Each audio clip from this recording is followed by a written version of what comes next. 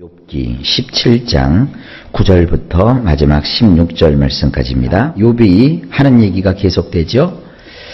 9절을 보면 그러므로 의인은 그 길을 꾸준히 가고 손이 깨끗한 자는 점점 힘을 얻느니라. 원문이 이렇습니다.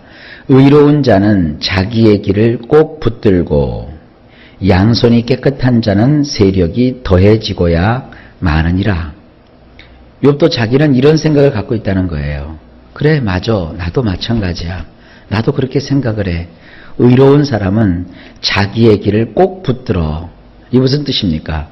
의로운 사람들은 여지껏 살아왔던 그 방식이 있잖아요. 의로운 방식. 그곳에서 벗어나지 않는다는 거예요. 그걸 꼭 그 길을 붙잡고 우리는 이것을 고수한다고 그래요. 의로운 길을 계속 고수하고. 그래서 의로운 자는 처음부터 의로웠으면 끝까지 의롭다 이거예요. 그 다음에 양손이 깨끗한 사람. 이 손이 깨끗하다는 것은 구약에서 굉장히 중요한 용법입니다. 죄를 범하지 않는다는 거예요. 내가 양손이 깨끗한 자인 듯 생활을 해왔는데 양손이 깨끗한 사람을 하나님께서 복을 주셔서 점차 그의 힘이 더해지고 만다. 여기서 제가 많으니라라고 번역을 했는데 이것은 꼭 그렇게 된다 이런 뜻이에요. 그건 자기도 그렇게 믿고 있다 이겁니다. 그런데 자기가 지금 어떻게 돼 있어요? 완전히 불의한 자 취급을 받고 있고 여지껏 살아오면서 나쁜 일을 해놓고 나서는 겉으로는 나쁜 짓을 하나도 안 한 것처럼 시치미를 뚝 떼고 있는 사람처럼 지금 자기가 여김을 받고 있다는 거 아니겠습니까? 자, 그 다음 구절을 보실까요? 너희는 모두 다시 올지라 내가 너희 중에서 지혜자를 찾을 수 없느니라.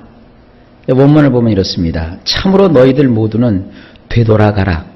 내가 청하노니 그러고 다시들 오라. 내가 너희들 중에서 지혜로운 자를 찾지 못하였느니라. 이 말은요, 우리 성경에 보면은 그들을 쫓아내는 것처럼 이게 돼 있어요. 모두 다시 오라. 내가 너희 중에서 지혜자를 찾을 수 없다. 그러나 그 원문에 보면 이 내용이 들어와 있어요. 내가 청하노니, 내가 구하노니. 이거 굉장히 정중한 표현이에요. 그러니까 욥은 자기 친구들 그렇게 자기에게 옳지 않은 얘기로 자기를 궁지에 몰아놓고 있는 친구들에게조차 굉장히 겸손하게 지금 청하고 있는 거예요. 너희들 모두는 되돌아가라. 가서 다시들 오라. 이게 무슨 얘기입니까? 우리 식으로 얘기하면은 갔다 다시 와. 빠꾸해. 이건 쉽게 얘기하면 정신들 다시 차려봐. 다시 좀 봐줘. 지금 너희들은 나를 지금 오해하고 있는 거야. 나도 알아. 의로운 자가 끝까지 의로운 삶을 살게 되고 깨끗하게 사는 사람들을 하나님께서는 힘을 더하신다는 건 나도 알아. 근데 너희들은 지금 나를 잘못 평가하고 있는 거야. 그러니까 다시 갔다 다시 돌아와. 내게서 사라져! 이게 아니에요. 갔다가 다시 한번 돌아보고 와. 지금 현재 너희들 중에는 지혜로운 사람이 없어. 지금 욥은 이렇게 아주 겸손하게 청하고 있는 거예요. 11절. 나의 날이 지나갔고 내 계획, 내 마음의 소원이 다 끊어졌구나. 원문을 보면 이렇습니다. 나의 날이 지나가 버렸고 나의 계획들이 뽑혔으며 내 마음에 가졌던 것들도 그러하도다. 이게 무슨 얘기냐면 좋은 날 다 갔다는 거예요. 지나간 날에 내가 겪었던 그 좋은 거 이게 다 이제 옛일이 되었다. 다 지나갔다. 그리고 내가 계획했던 그 모든 계획들도 이제 다 송두리째 뽑혔다. 내 마음에 가졌던 것들도 다 이제 사라져 버렸다. 이 인생이 참 덧없는 거죠. 고난을 겪고 어려움을 겪고 보니까 그동안 그렇게 살려고 애쓰고 힘썼던 것이 참 덧없다는 거예요. 여러분 그러지 않습니까? 땀 흘려 애써 일하고 알뜰살뜰 모았는데 그냥 다 잃어버리고 다 놓쳐버리고 뺏겼다고 해보세요. 그럼 참 인생 덧없지 않습니까? 내가 도대체 뭘 위해서 이렇게 살아왔나?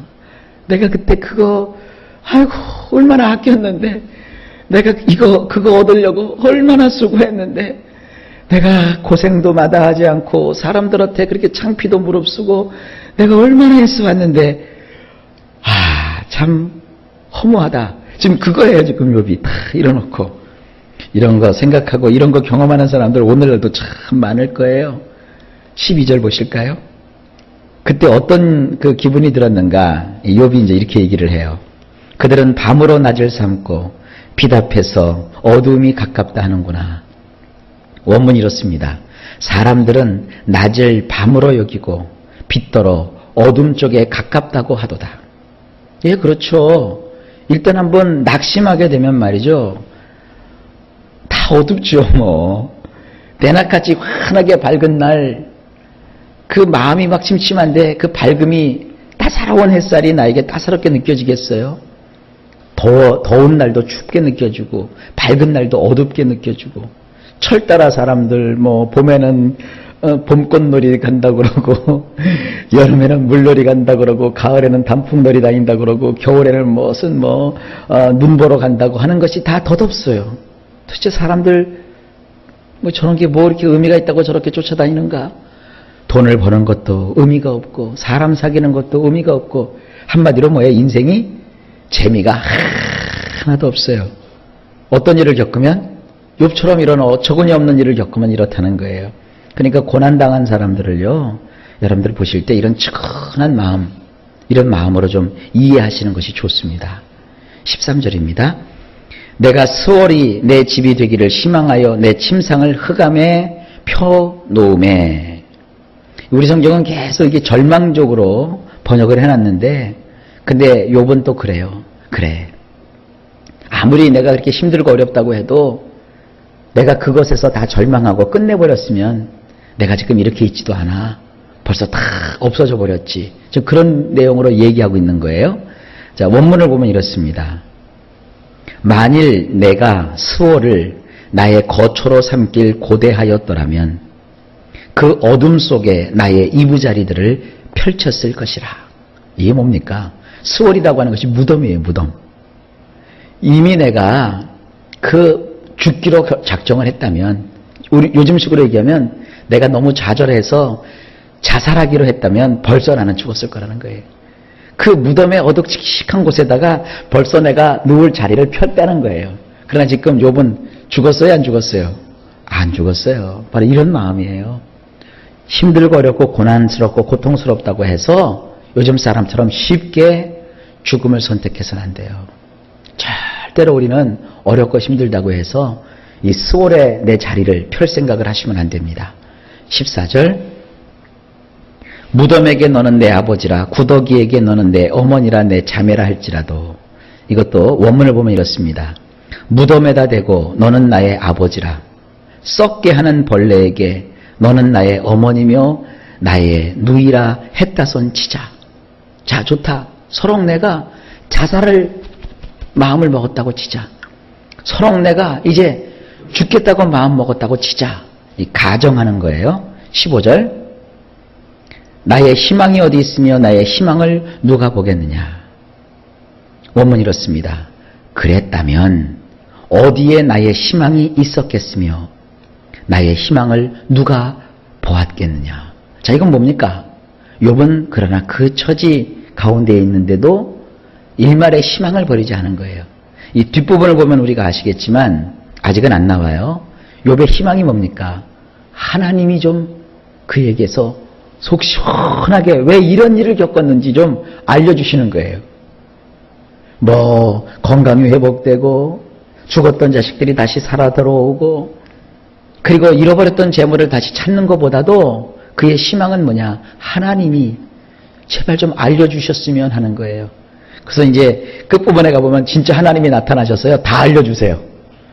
그래서 욥이 다 회복이 돼요. 중요한 게 바로 이런 겁니다. 세상 걸 잃어버렸다면 세상 것에 희망을 갖지 마세요. 영원한 하나님에게 소망을 두세요. 그러면요, 욥처럼 영원한 나라에 희망을 두면 이 땅에 잃어버렸던 것도 다시 다 찾아요.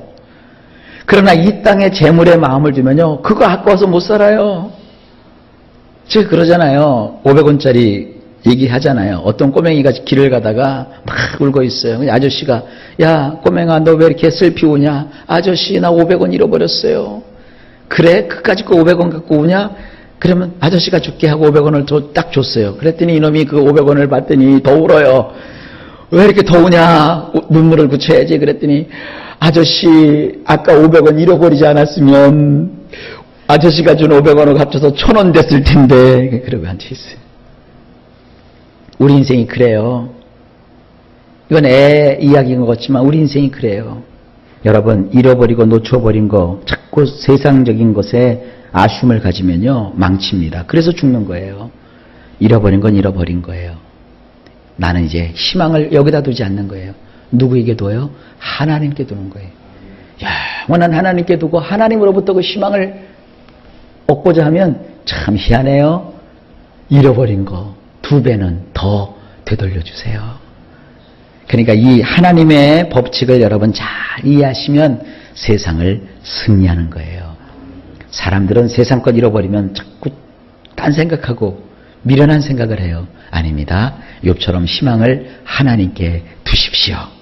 16절 우리가 흙 속에서 쉴 때에는 희망이 스올의 문으로 내려갈 뿐이니라. 참 우리 성경에서 왜 이런 식으로 번역했는지 나는 오늘 이 대목에서 좀 이해를 못하는데 원문은 이렇게 돼 있어요. 스올의 일부가 되려 했던 사람들이 내려갔듯이 만일 먼지 흙과 하나가 되려 했다면 나도 내려갔을 것이라. 내가 하나님을 향한 희망을 가지지 않았다면 나도 역시 죽었을 거야. 이런 뜻이에요. 스올의 일부가 되려 했던 사람들이 이 죽음은 밑으로 내려가는 거예요. 그렇죠? 땅속으로 내려가는 거예요. 죽으면 여러분 다 묻히잖아요. 만일 그 야파라고 하는 먼지 흙과 나도 하나가 되려 했다면 진작에 나도 내려갔을 거야.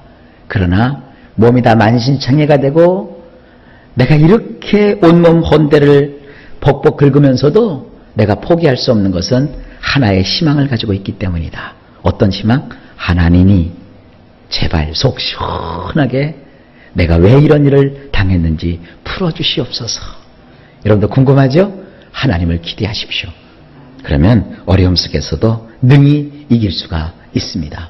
무덤은 우리가 스스로 누울 곳이 아닙니다. 무덤에 들어갈 생각하지 마시고 하나님으로부터 희망을 바라보세요.